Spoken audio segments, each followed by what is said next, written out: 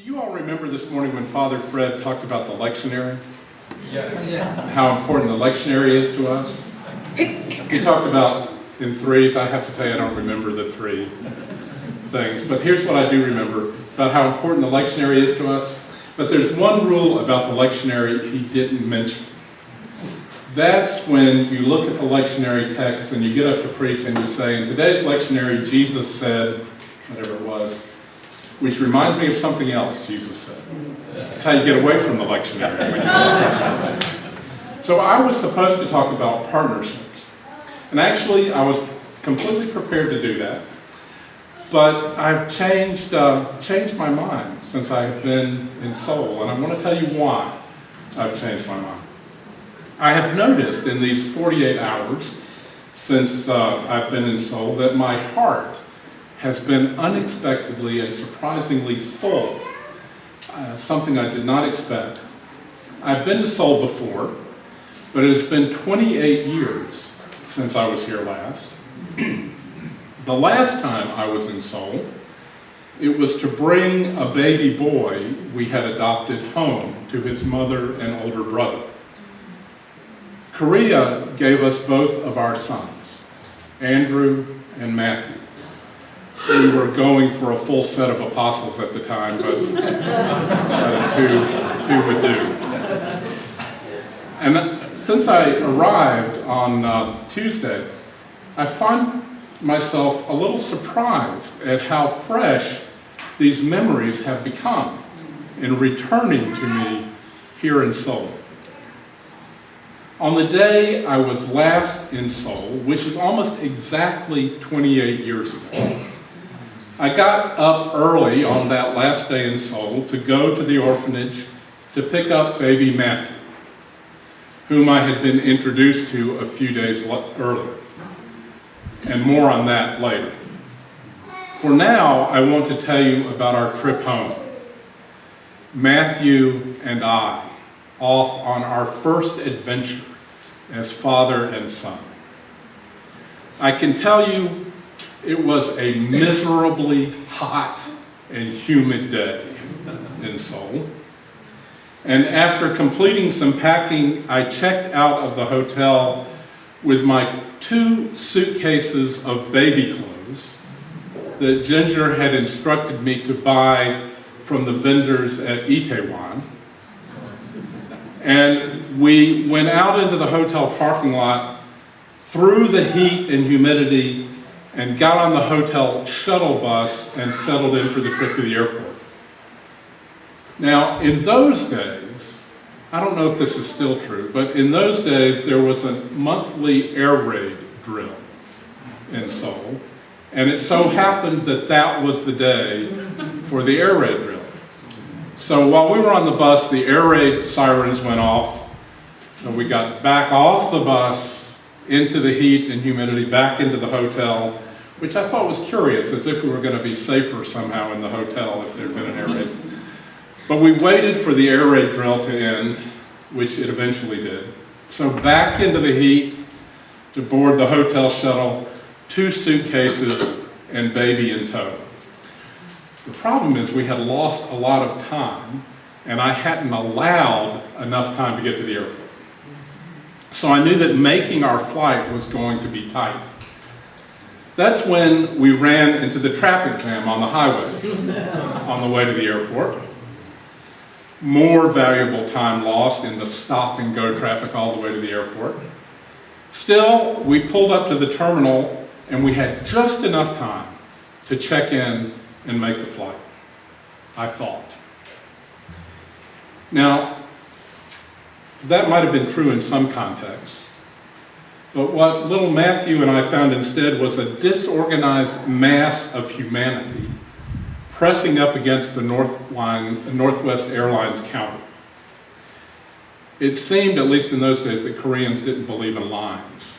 I don't know if that's still true, but there was just this mass of humanity trying to get to the counter. Or maybe it's just people that fly Northwest Airlines. I don't know. So I waded into the crowd, and I had my 2 suitcases, remember my 2 suitcases of baby clothes, and I had Matthew strapped in a baby carrier on my chest. And we got to the front of the counter by me kicking the suitcases forward while I held on to Matthew, because every once in a while he would fall out of the baby carriage. It was only later I learned that the straps were supposed to go under his arms. But we got to the front of the counter, we checked in, and had just enough time to make it to the plane. And so off we went. Precious time was ticking away. So we set off, freed from those 2 suitcases, which had now been checked, but still I had my big bag of baby supplies that might be needed on the long flight to Seattle, where we were going to connect to another flight to Atlanta. Now, this was long before the technological marvel of the airport at Incheon. This was in the days of Kempo Airport, where moving sidewalks were still decades away. So I ran all the way to the gate, the baby now more securely tucked into the baby carrier because I had learned about putting his arms, the straps under his arms, but with the diaper bag flapping behind me, until we got to security, which was another mass of humanity trying to get through the security line, still more time lost. Now, I guess the airport was air conditioned, but it didn't help. I was sweating badly at this point. But we got through security finally. I ran to the gate in the days when I could run to the gate. And Matthew and I were the very last people to get on the airplane. So I breathed a sigh of relief that now it was safe to relax. And then the pilot announced that there was a problem. It was so hot in Seoul that day that they couldn't load enough fuel on the airplane to make it all the way to Seattle. So we would have to stop in Anchorage, which we did. When we finally arrived in Seattle, we arrived after our connection to Atlanta had already left. So we would have to rebook. And we got off the plane and found that Northwest Airlines, in its infinite wisdom, had assigned 2 people to rebook everyone on a 747. It was a lot like the last days of Saigon, I think. Now, by this point, Matthew had one of those upset stomachs that only a baby can get. And so I dealt with that. Remember my diaper bag behind me? I had a blanket in that diaper bag. So I put the blanket on the floor of the airport, and I changed Matthew's diaper. And then I would pull the blanket with Matthew on it up a little bit further as the line moved up, and then I would change Matthew's diaper. Then I would pull the blanket a little further until we finally got to the front of the line, which took forever. There were 3 flights to Atlanta while we were in that line that left us. And when we finally got to the front of the line, the last flight to Atlanta was gone for the night. So we were rebooked on the first flight in the morning. And I looked incredulously at the ticket agent who asked if I would like to have a hotel room for the night. But that wasn't the worst part. This was in the days before cell phones. So while Maddie and I had been in the rebooking line, my wife and Maddie's mother, Ginger, had left home for the airport in Atlanta, intending to meet the flight we were supposed to be on and expecting to meet her baby boy for the first time. So that flight arrived, the first class cabin got off, the coach class cabin got off, the crew got off, the cleaners got off, no baby. So Ginger asked the gate agent, for a different airline, by the way, who after a great deal of confusion finally realized what had happened, and so Ginger went back home. And it was only then, after she got home, that I was able to call her and tell her what had happened. The next morning, though, everything went fine. I arrived, got on the flight, and I arrived home and handed the baby to Ginger, and I looked forward to a nap. Now the good news is that Matthew, who was 4 months old at the time, was sleeping through the night at this point. The bad news is that he was sleeping through the Korean night, which meant that he was asleep during the American day. And during the American night, he was open for business. Now, let me get back to the beginning of that story. I told you I had been introduced to our new baby a couple of days before he and I had left to go home. And in the meantime, he stayed with his foster mother, whom I also met, until I picked him up on that last day. But I'll also never forget, and this no doubt has to do with why my heart is so full to be back in Seoul. I'll never forget arriving at the orphanage just as soon as I landed in Seoul on that trip. And I got there and he was sitting up on a sofa, kind of wedged in between the back and the arms, so that he was sitting up. He looked a little bit like a tiny little, like a 5-pound bag of potatoes. And what I'll never forget is one of the most beautiful sounds I ever heard in my life was the social worker and her soft voice trying to communicate to me in a language I would understand. It was not her first language.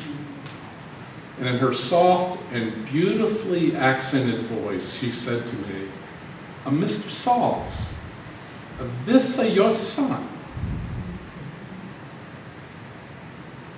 I was speechless then, and I'm speechless now telling you about it.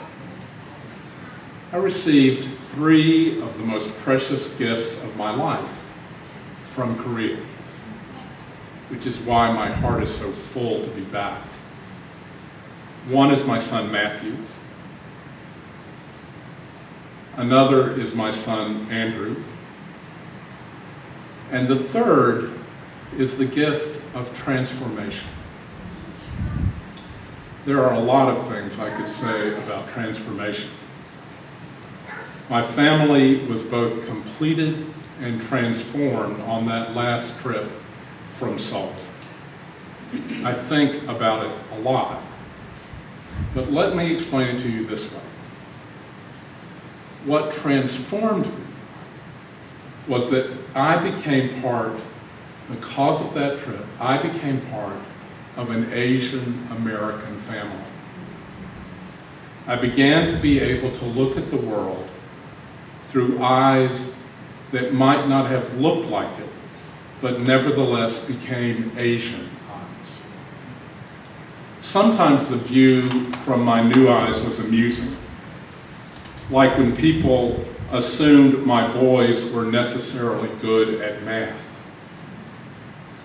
Sometimes the view was not so amusing, like the time we were at soccer sign-ups waiting for children's names to be called, and somebody got mad at me because I did not answer to the name Sammy Chang. Sometimes the view has been infuriating, like the time Irene referred to when I had trouble enrolling my son in our upscale neighborhood's Cub Scout group because he wasn't white. Sometimes the view was even more infuriating when my children got treated as if they were honorary white people because Ginger and I were their parents. Here's the best way I know to express the transformation.